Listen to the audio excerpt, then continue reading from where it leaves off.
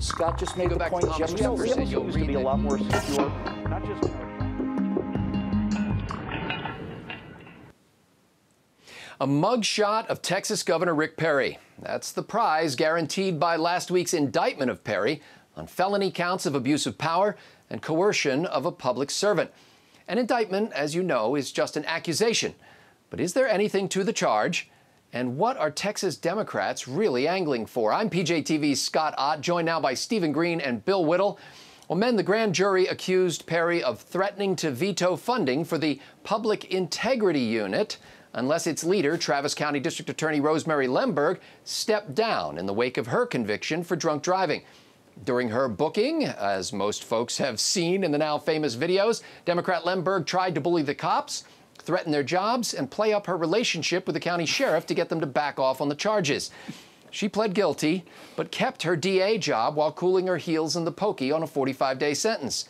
Perry made good on his veto threat, which the indictment says was an effort to coerce a public official.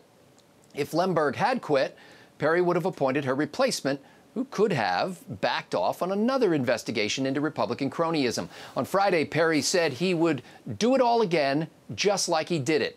His supporters say it's a partisan witch hunt, but Democrats note that the prosecutor and judges directly involved are all Republicans or backed by Republican senators or Bush appointees. The Democratic National Committee is fundraising around the Perry indictment, shocker, sending an email suggesting that Perry vetoed the funding to stop a probe of possible cronyism at a state cancer research agency whose board members Perry appointed, some of whom have financial ties to his campaign. The DNC says that a governor using a veto to affect the legislative process or policy is one thing.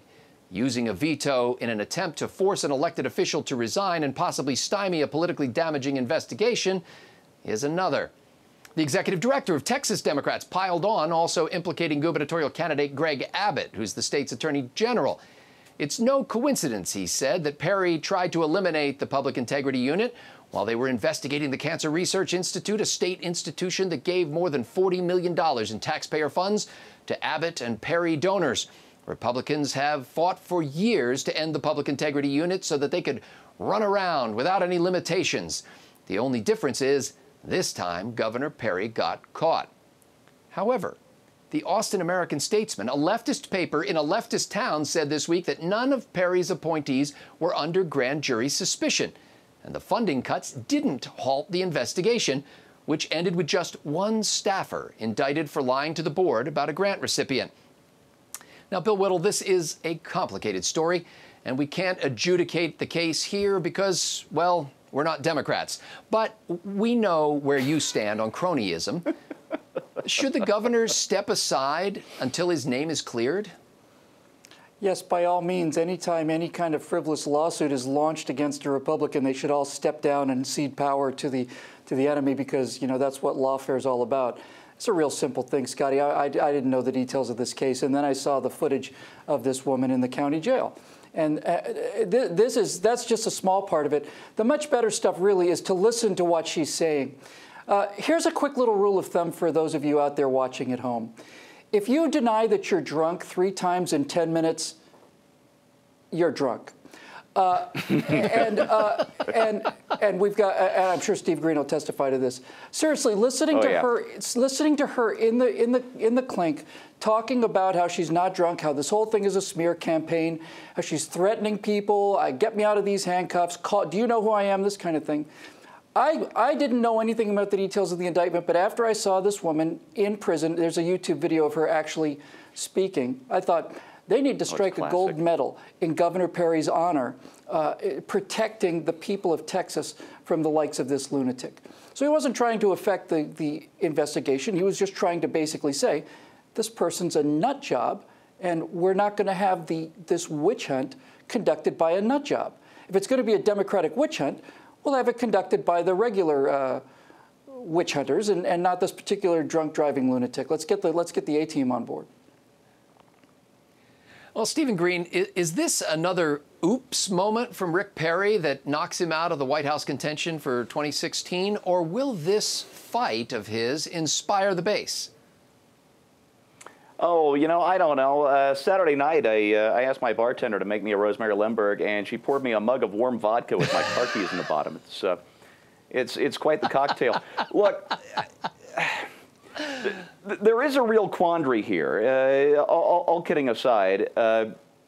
And it's this. Texas is basically a one-party state now. And I don't care if it's Democrat, Republican, communist, or fascist, whatever. One-party states are never well run. You got to have two teams on the field, or the one team that's on there is just going to loot whatever they can out of the public treasury. It's human nature to do that. We saw the Democrats do it when they had total control of everything from 2009 to 2011. We saw the GOP Congress do it under George W. Bush for 3-4 years there. They just spend and take whatever they want. Human nature has nothing to do with party politics. So Texas, of all states right now, needs a public integrity unit. But so long as Rosemary Lemberg is in charge of it, they don't have one. Well, as even big leftists like Alan Dershowitz or Lanny Davis or David Axelrod have said, this indictment is embarrassing.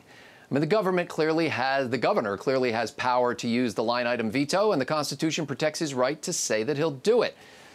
I'm sure that this is a politically motivated indictment, but to quote a legendary leftist legal scholar, what difference at this point does it make?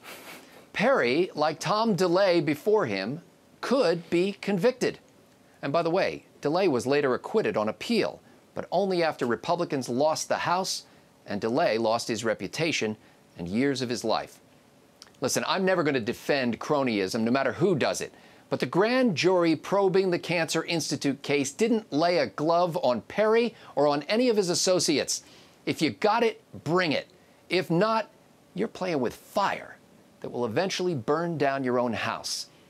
The biggest potential victim in this Perry indictment is not Rick Perry nor his presidential aspirations. No, the biggest victim, if this case doesn't get thrown out soon, will be the rule of law, the very foundation of our liberty. For Bill Whittle, Stephen Green, and the entire Trifecta crew at pjtv.com, I'm Scott Ott.